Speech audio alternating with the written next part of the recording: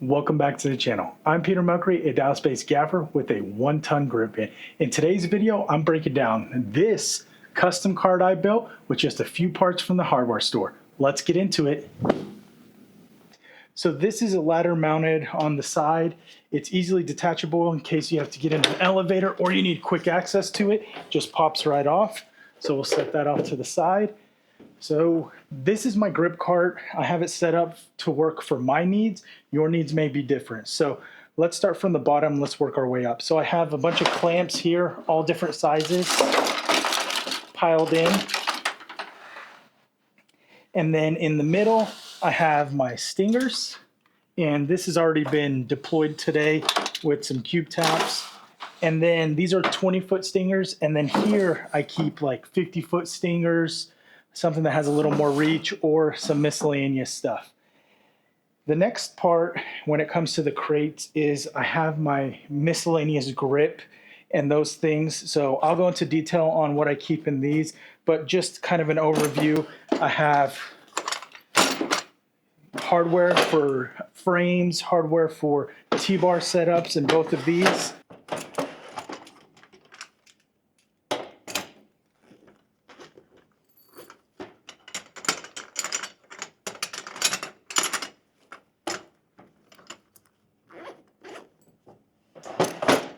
Over here, I have a lot of little odds and ends when it comes to door stops, these little things right here, a lot of little doodads and odds and ends. On the top, I have tennis balls to protect floors and eyeballs.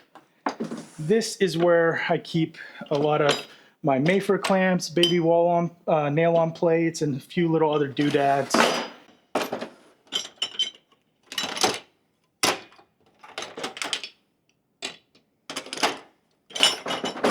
And then here we have our grip heads and our Cardellini's mixed into the whole setup.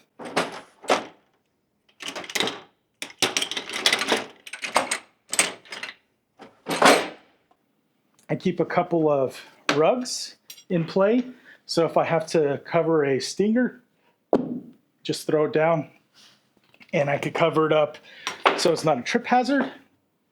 We have a nice little loft area up here in case I need to throw odds and ends. A lot of times it will be a few crates up here holding some of my diffusion. So because I like to use this with frames, this is kind of a quick deploy for like interview setups. I'll have diffusion in crates here. So I have all that. Now on the back side, I actually do have frames. They're tucked in and they're split frames. So I could deploy those as needed. That's 3/4, and then I have smaller stuff here for little 6-footers. So just a 3-foot section connects their split frames. The reason I went with split frames is I can have them on the cart without them extending out and hitting stuff, because a lot of times I'm doing one-man band and I need the ability to be able to squeeze into a space. Now, while we're up here in the front, we have a spot dedicated to our gobo arms. I keep these guys separate because they store easier and I could get more into a tighter space rather than keeping them on the C-stands themselves. I also have my shorter ones in case I don't need the full length or I'm in a tight space and I need a shorter deploy.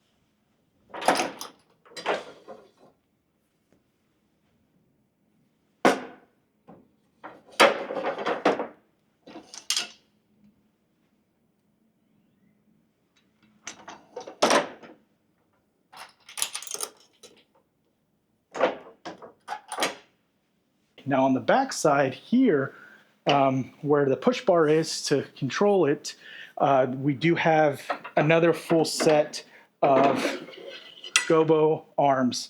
So from both sides, if you count them, we have 1, 2, 3, 4, 5, 6, 7, 8. So a total of 16 gobo arms. And I've noticed that sometimes arms come into play more so than just the stands, especially if there's rigging involved. So that's something that I factored in, so I added extra for myself. And then the real winner on this cart, which I've kept from all iterations of the cart, is right here, this little slot here. And what it has is my C-stands. They slide out. I go here. I pop it open. Oops, see, I'm not as quick because I'm on camera. And then I deploy the stand, and then I could grab the arm, pop it on if I need an arm, or use just a stand on by itself if I'm mounting something small or a light. I know a lot of people say don't use C-stands for lights, but in a corporate environment or when you have small stuff, it's better than carrying a chunky stand around on set. So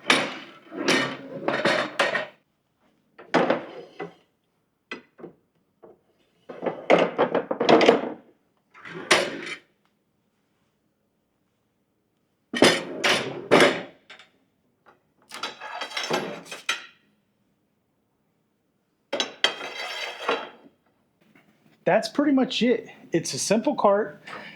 There's nothing crazy going on with it. It is very strong. It can hold a lot of weight, and it's very durable. I built it out of some plywood, some fittings from the hardware store, and then I got these casters off of Amazon, and it works really well. And it's easy actually to maneuver. So I have chocks under it now to stop it. But yeah, it moves just fine.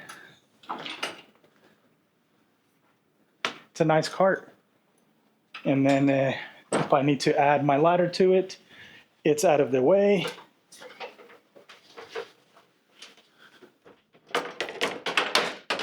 So what do you think of the cart overall? Let me know down in the comments. I know it's not fancy or welded up or anything. I don't have a welder, and I don't know how to weld yet.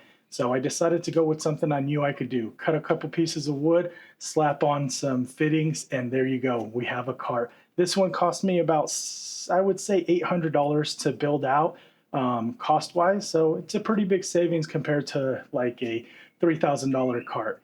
Now, if you found this video helpful, be sure to give us a like. Also, subscribe if you want to see more great content like this. Thank you so much, everyone, for watching, and I'll see you on the next one.